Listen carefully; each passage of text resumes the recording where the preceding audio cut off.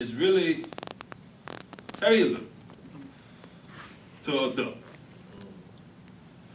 But it's important that children are here because a lot of people talk about Malcolm X and talk about how Malcolm X came into the nation and how he rose up and became a world leader. But if you really understand his history, the seed was planted in him by his father as a young child. His father would take him to meetings where he was preaching at. And even though he maybe didn't understand everything that was coming from his father's voice, that seed was dropped. So we're here today for our young people who are here just to drop a seed. Right, man.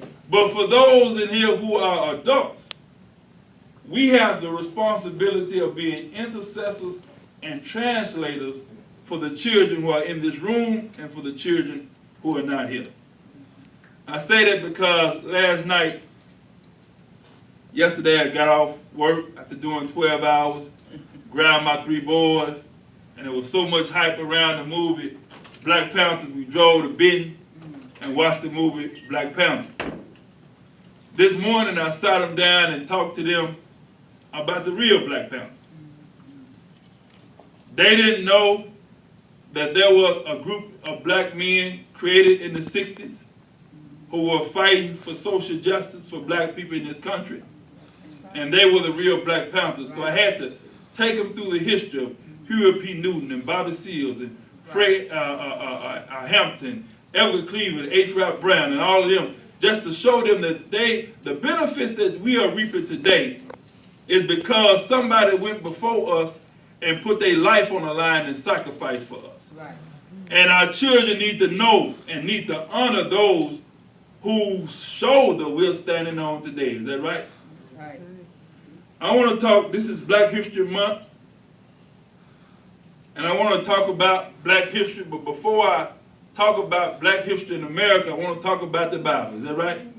Right.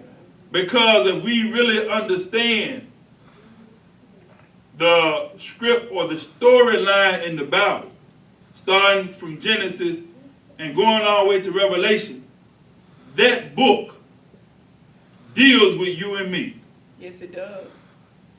If we understand prophecy properly, that book deals with me and you. So in the beginning, or in the book of Genesis, God is talking to Abraham. His name was Abram at that time. He said, Abram, know of a surety that your seed will be a stranger in a land that is not theirs, and that they will serve that nation for 400 years. Well, some of us believe that that's talking about the Jews who are in present-day Israel. But if you check with the Egyptians and you talk to Egyptians who have written their history and hieroglyphics on the ancient pyramids, what you will find out is that that never took place in Egypt 4,000 years ago. They have a thorough knowledge of their history. We're reading the Bible, we're looking back in time, not understanding that much of what is written in the Bible is taking place with us right now. That's right. And this is why when you deal with the Masons, the black Masons and the white Masons, they don't integrate the lodge. Because when you're talking about Hiram Abiff and the master builder being hit over the head and taken on a northern course and buried in a shallow grave, that's talking about me and you.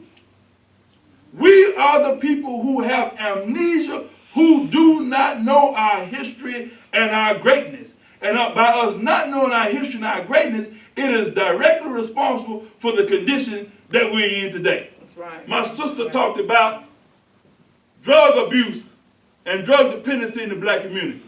Yes, Lord. My sister here talked about the absence of fathers. But both of the things that they mentioned is only a symptom of a bigger problem. Symptoms. People get high because they want to feel good. People are not feeling good because of the stress that they experience in America, not knowing who they are and not knowing whose they are. Right. So when we were from the shores of Africa and put in chains and put in the holds of those ships and brought here, that was the beginning of the fulfillment of prophecy written in your Bible. There's no way in the world that we can endure what we endured and the prophets from Abraham all the way down, not right about that in the Holy Writs. Not right about that in the scriptures. But the reason why we're in such terrible condition because we're always thinking that God promises for somebody else. We don't see ourselves being the people to whom the promise has been given. That's right. So I want to talk a little bit about our history, how we got in the condition we're in, and what in the end I want to talk about what I believe will help us.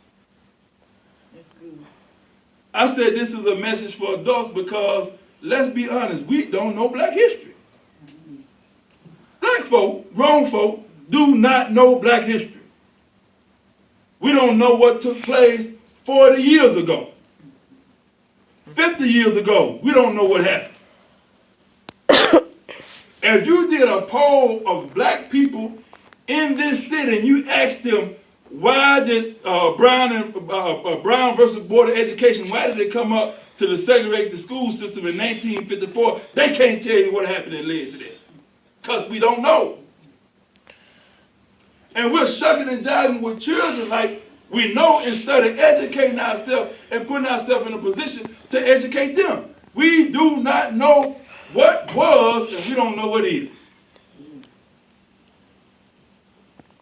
So all of us have to be re-educated. My sons told me today they were upset because they felt like the only thing they're getting in the public school system is a little history of Martin Luther King and a video. For the last 3 years, they have been at 3 different schools. They went to England Elementary, right? Then they transferred and went to Lighthouse Charter School, right? Then now they're at 34. And they are being taught the exact same thing every year, in and out. So even if they're not even getting black history there. If they're not getting it at the school, and you're not giving it to them, what you expect to happen? Come on, talk back to me. What do we expect to happen if our children do not have any proper education about their own greatness as a people and about our struggle here in America? That's why it's easy for somebody to try to rob Miss Rosa Parks before she died. Some of the leaders who were on the front line being abused and mistreated by young black people because we haven't taught young brothers and young sisters about the struggle and about what it took, what they had to endure, the price they had to pay for us to enjoy the things that we enjoy today. So it's easy for me to say a cuss word in front of my elders because I don't know. That's not their fault that they don't know. Somebody dropped the ball and didn't teach them. So, I have with me several books. What I'm going to do is, this is real different. I'm going to really run some quotes down from these books, and I'm going to get some commentary, and we're going to get out of here. But I guarantee you, every book that I pick up, I will be able to give you something out of that book that you didn't know to take back to the young person who may be smoking crack 2-3 years from now if they don't get no information in their head. Right? See, we can talk about the selling dope, the smoking dope, the crack. We can talk about all that. Fathers not being there. But who's going to stand up and take on the responsibility to teach that young person so that they don't fall in that category? Amen. That's the hard work. That's right. We got brothers talk. They don't talk a good talk all the time. It's easy to do. Meeting over here, meeting over there, everybody talking. All right, brother, everybody put together $100. We're going to go get some lawnmowers and we're going to invest in a business and we're going to start a business. Nobody wants to do that because that's the hard work. Right? Right. I woke up the other night at 1 o'clock in the morning. I could not go back to sleep. I had to get up. Because of the information that I've soaked in over the last 2 weeks about not what happened yesterday, but about the plot that's going on with us today. I'm going to say it again. I said the plot that's going on with black folk today, there's a plot against us. We're not just smoking crack just to smoke crack. Those are called designer drugs.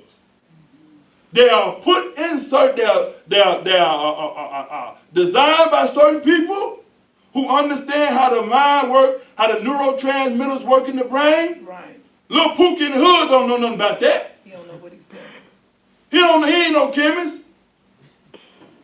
He can't read and write. So somebody is going, they didn't just, like you say, when I was in treatment, they said, what they used to say was, how alcohol came about. They said, well, some cavemen, they was in the cave, and it was some old grapes, they sat over there for a long time, they fermented, and then somebody came over there, and they got the grapes, and they swallowed in it, and figured out, hey, you can get drunk off this stuff. In this case, with designer drugs, that's not what happened. Okay? Understand that somebody very smart, with some money behind them, very wicked, is sitting in laboratories making this dope and putting it in certain communities. See, when you read this Bible, this is a living Bible. You got to understand one thing. The Bible says this in the book of Ephesians. It says, for we wrestle not against flesh and blood, but against principalities, against powers, against the rulers of the darkness of this world, against spiritual wickedness in high places. In high places. I don't mean no disrespect. But when it's talking about that, it's not talking about something floating in the air. Mm-hmm. Some real, live human beings who walk with 2 legs are those wicked principalities that in high places that's plotting. And before this over with, I'm going to prove it to you. This book is called, I want you all to get these books, or consider getting 1 or 2 of them. This book is called Somebody's Trying to Kill You by Harry X. Davidson. And in this book, one of the things he talks about is, he talks about the Emancipation Proclamation put forth by Abraham Lincoln in 1862.